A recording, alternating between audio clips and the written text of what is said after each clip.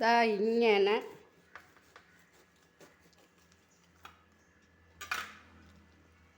ഇങ്ങനെ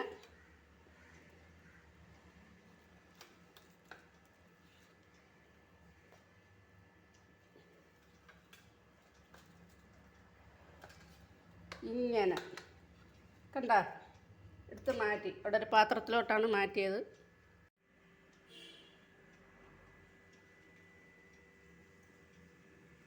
ഇനി നമ്മളൊരു ബൗളിലേക്ക് 1 കപ്പ് മൈദാമാവ്, ഒരു 2 സ്പൂണോളം എടുക്കുക. അരിപ്പൊടിയും ചേർത്ത് 1 സ്പൂൺ പഞ്ചസാരയും ഒരു ലേശം ഉപ്പിടുമ്പോഴല്ല ഒരു 1/4 ടീസ്പൂണോളം, അത് ഓരോരുത്തർക്ക് അറിയാൻ പറ്റും, ഇട്ട് മാവ് തയ്യാറാക്കി വെച്ച്.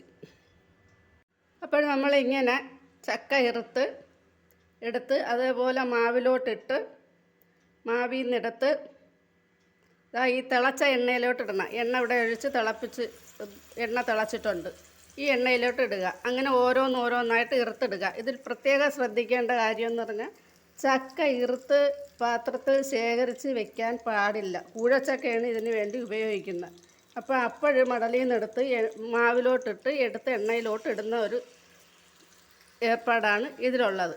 അപ്പോൾ എങ്ങനെ നിങ്ങൾ ചാനലൊക്കെ സബ്സ്ക്രൈബ് ചെയ്താൽ ഇനി സമയമുണ്ട്, ഇഷ്ടംപോലെ സമയമുണ്ട്. സബ്സ്ക്രൈബ് ചെയ്ത് ലൈക്ക് ചെയ്ത് കമൻറ്റൊക്കെ അങ്ങോട്ട് ഇട്ടാണ്.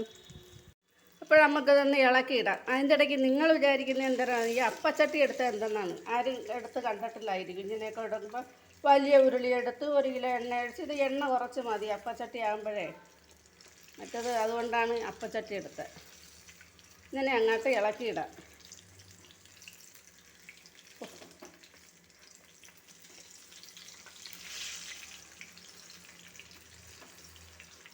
എണ്ണയിൽ നിന്ന് വിട്ട് വരണം, അത് വിട്ട് വന്നോളൂ. അപ്പോൾ നമുക്കിതിങ്ങോട്ട് ഇളക്കിയിടാം പാത്രത്തിലോട്ടെ. ഇപ്പോൾ ആ മൂത്ത് വന്നപ്പം പരസ്പരം ഒട്ടിയിരുന്നതൊക്കെ വിണ്ട് വന്നത് കണ്ട. ഇനി ഓരോന്നായിട്ട് ഇതുപോലെ ഇട്ട് പൊരിച്ചെടുക്കാം. ഇപ്പോൾ നമ്മൾ അവസാനത്തെ തീരുവ ചക്ക ഇവിടെ കോരി ഒഴിക്കുകയാണ്.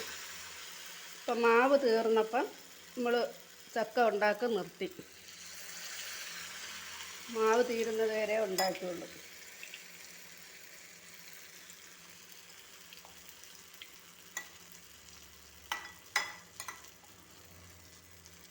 അപ്പോൾ നിങ്ങളെങ്ങനെ ചാനലൊക്കെ സബ്സ്ക്രൈബ് ചെയ്തല്ലേ, ലൈക്കൊക്കെ ചെയ്തല്ലേ?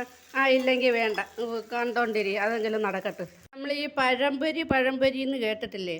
അതുപോലെ ചക്കപ്പൊരി, ഇത് ചക്കപ്പൊരിയാണ്. അപ്പോൾ താങ്ക് യു.